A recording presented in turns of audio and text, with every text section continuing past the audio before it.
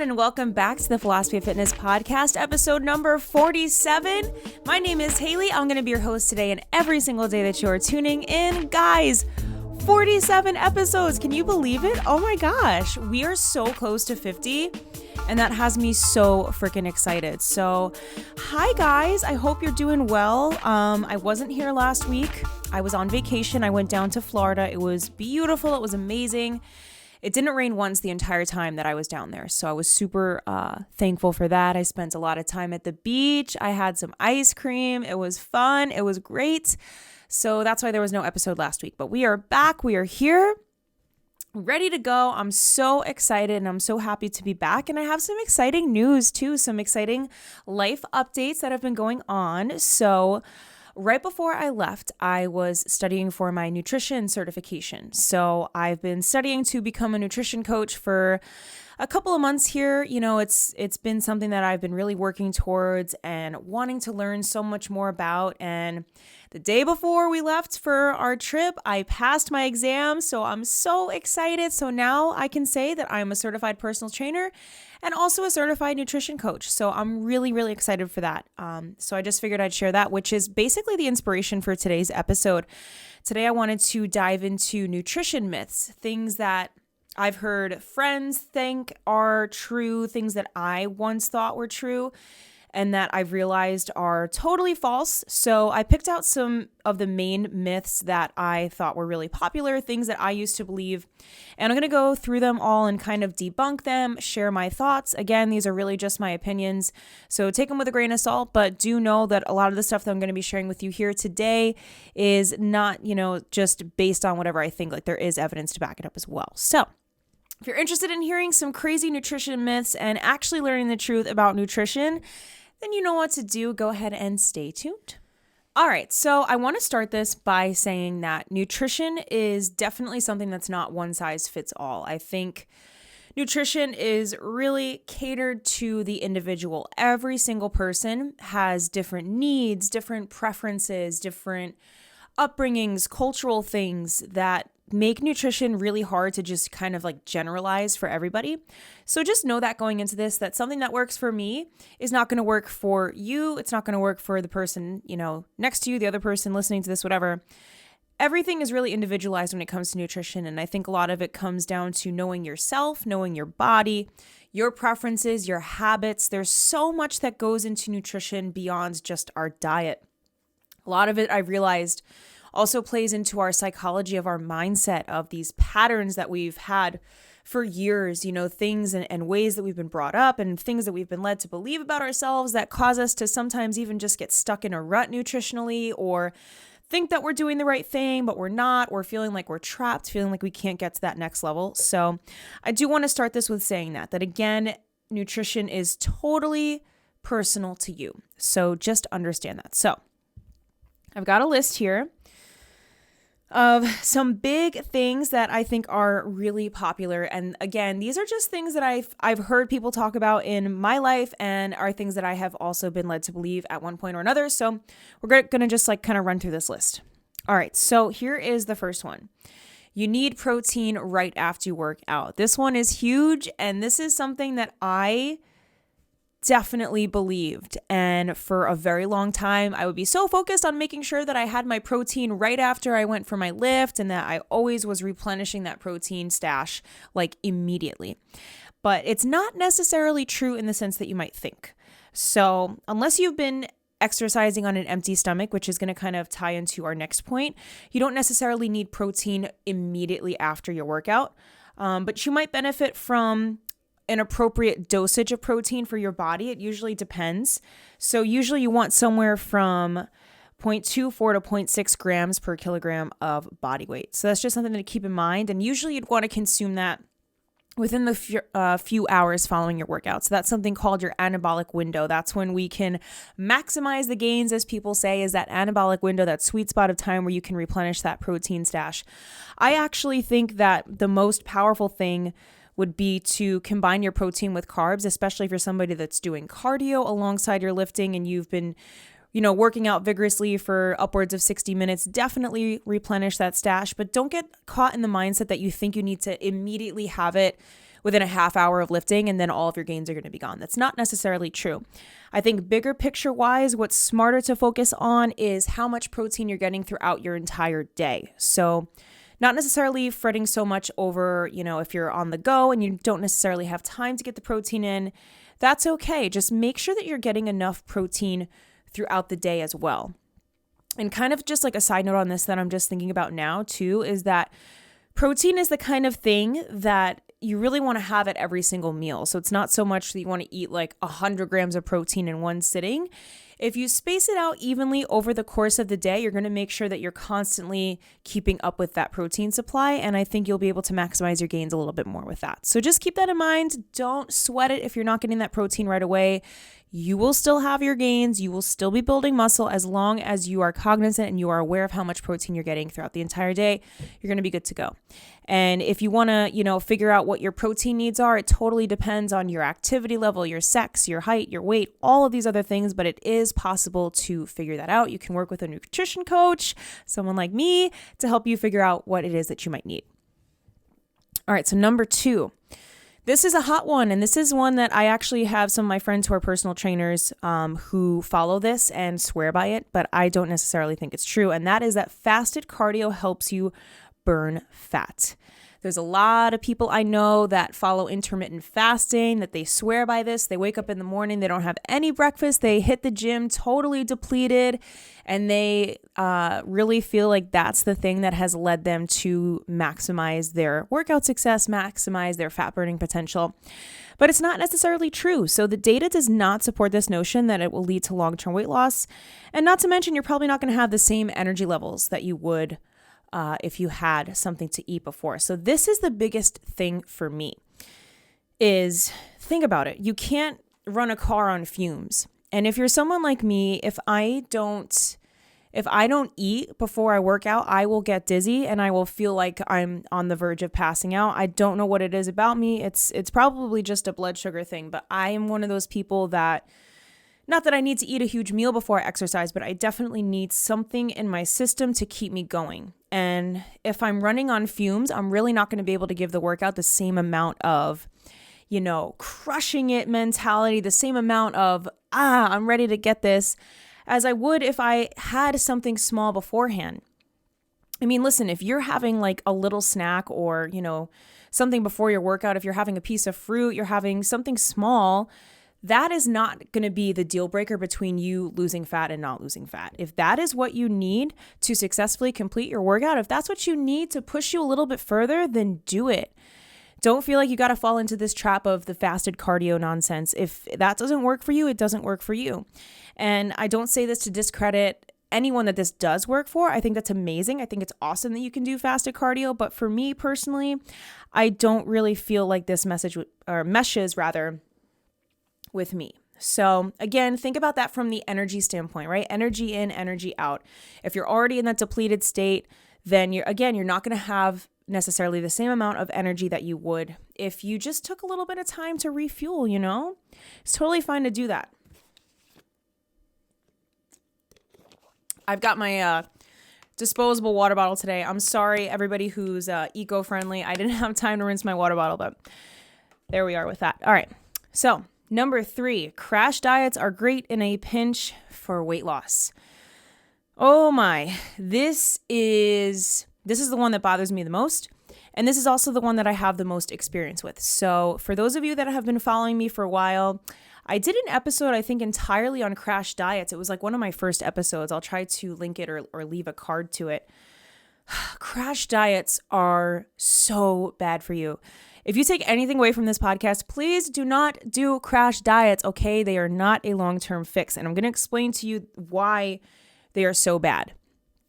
So basically, crash diets, low energy diets, I forget what the cutoff is. I think it's anything below 1,000 calories for sure is considered a low energy diet. But I've done crash diets, I'm not kidding you, where they restrict you to 800 calories a day, which is insane. So I just want to break this down for you a little bit more. Everybody has something called an RMR. That's your resting metabolic rate. So that's literally how many calories you are burning just existing. So if you're sleeping, if you are in a coma, you're still burning calories. That is what that number is.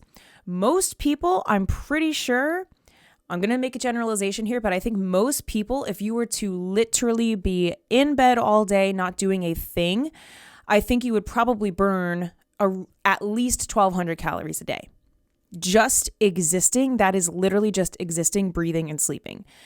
So when you think about it, right, that crash diet, 800 calories a day, 800 calories, that's the energy going in. The energy out is upwards of 1,200. Remember, 1,200 is probably what it would be if you were like a total vegetable. Most people are probably burning around 1,500 to 2,000 calories a day, like baseline. That is just an assumption I'm making. That is such an extreme deficit.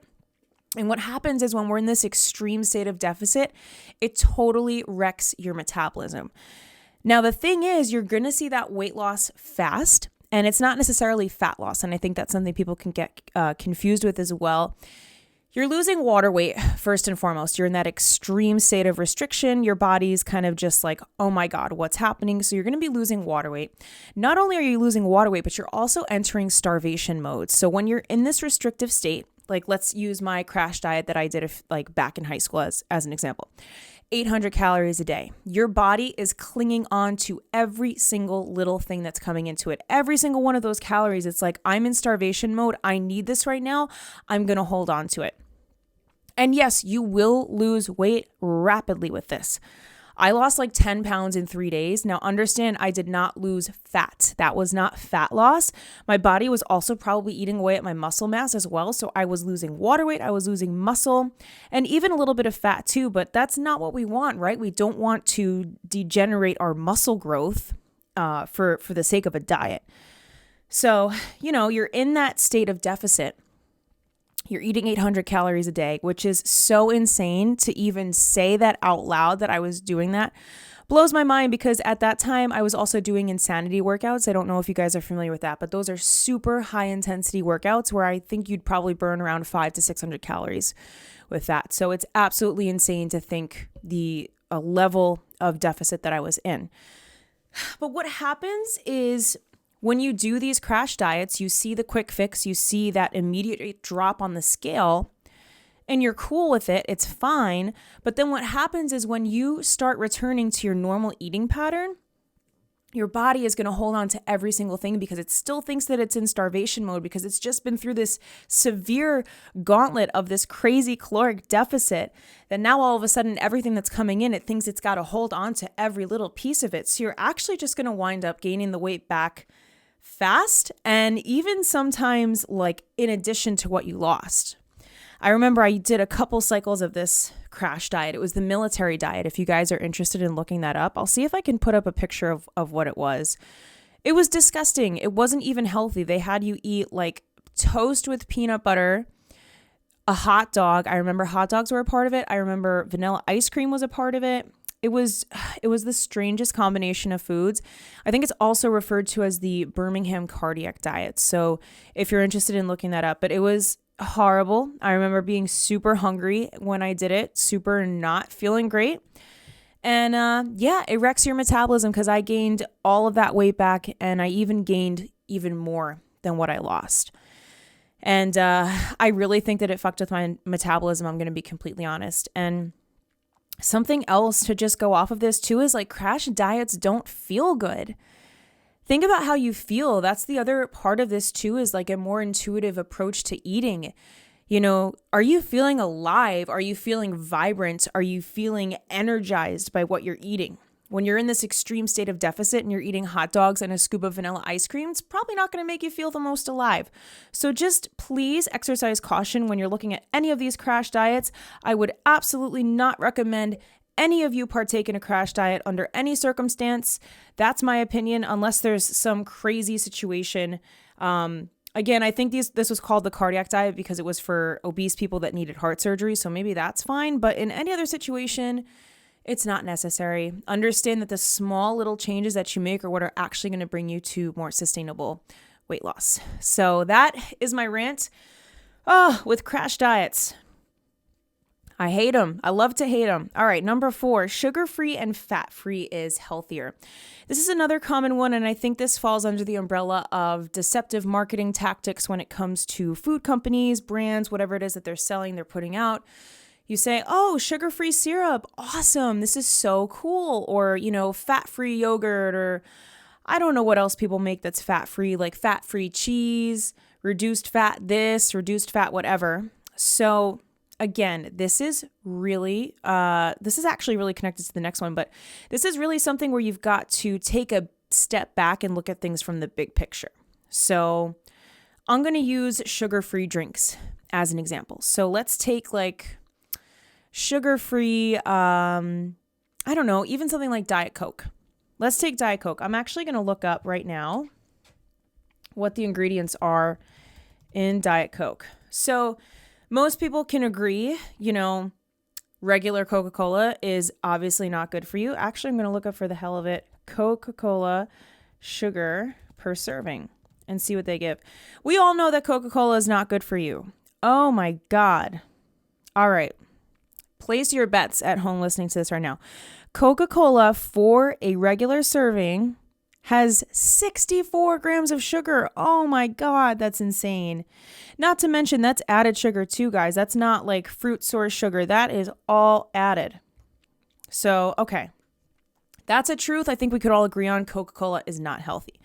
Now, you take Diet Coke. This I'm going to sort of put under the umbrella of like the sugar-free, fat-free food, just to kind of give you an example, is that usually when this happens, when there's a product that says it's fat-free, it's sugar-free, that has been removed from the product, but then something else has been put in to replace it that removes it from its natural state.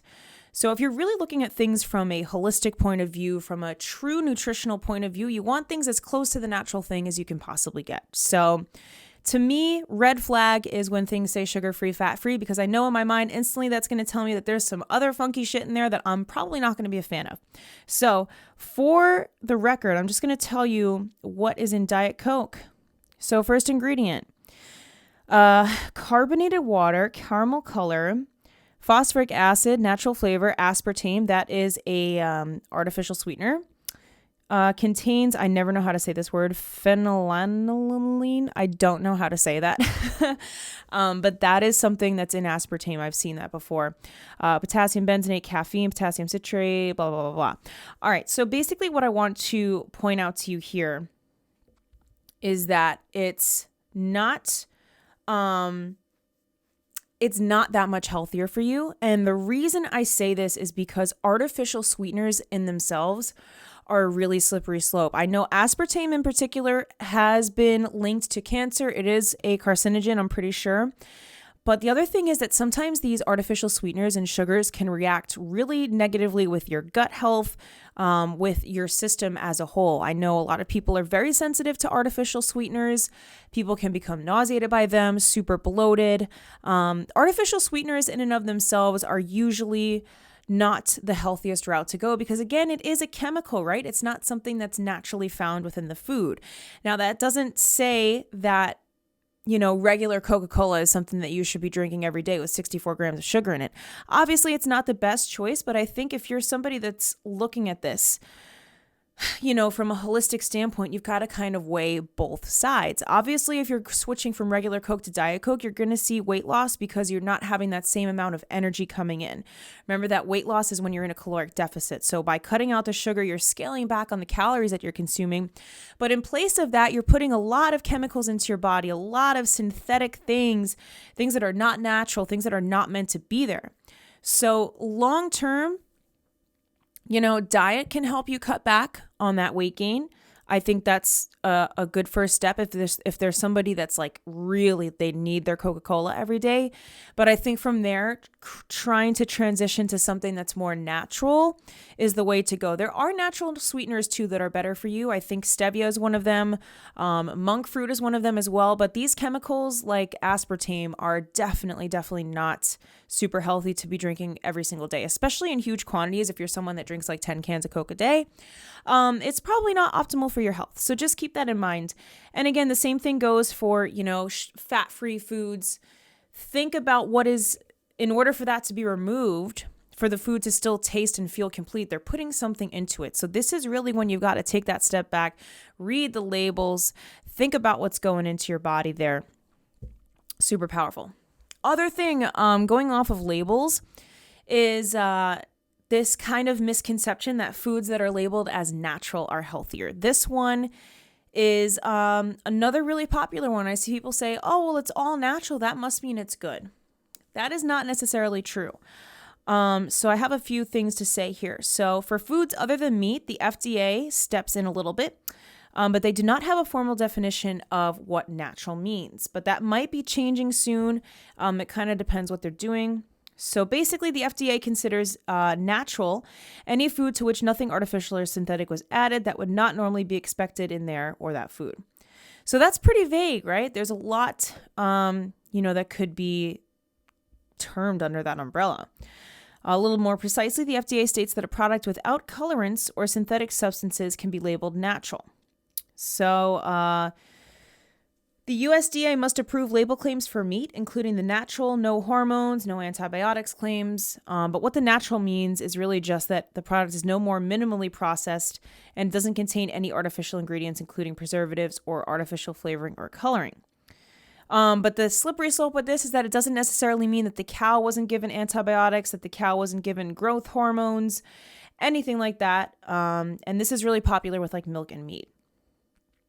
So if the hormones or antibiotics were given to the cow, they might be found in that meat, which means that it would then contain artificial ingredients.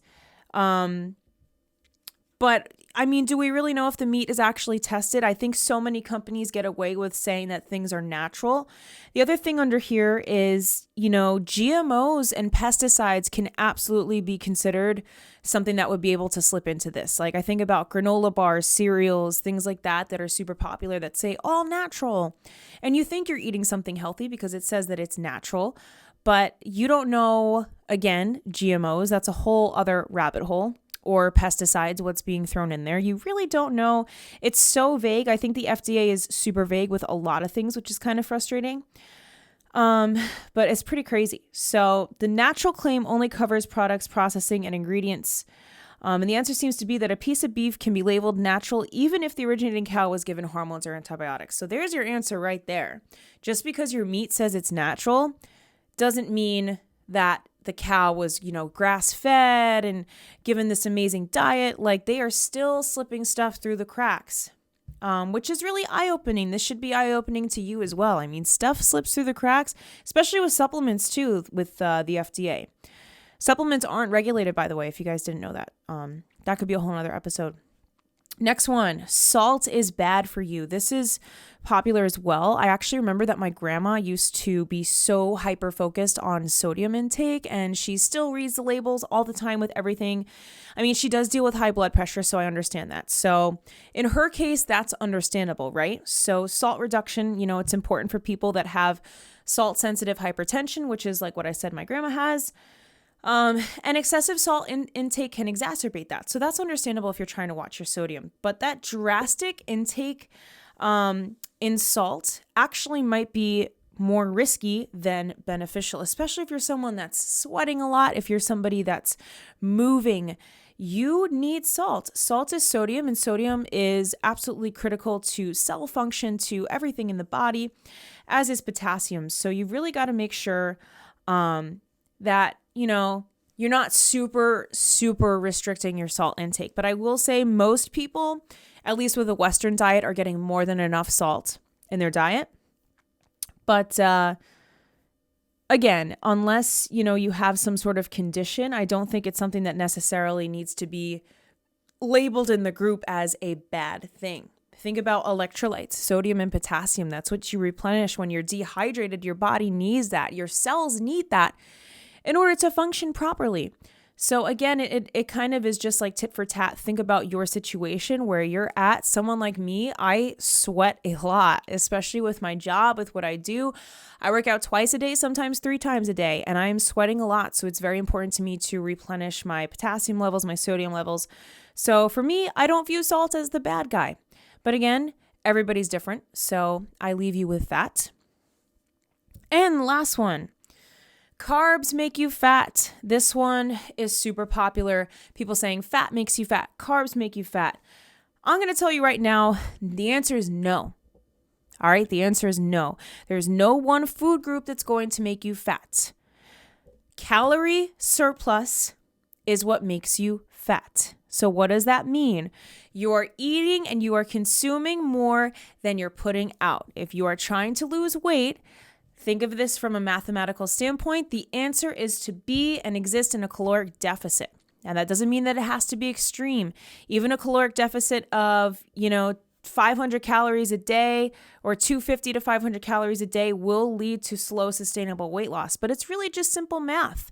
Find out what your energy intake is, usually per day. Find out, I think that's called TDEE. I'll leave a link to that in the description as well. You can figure that out. Figure out what your resting metabolic rate is.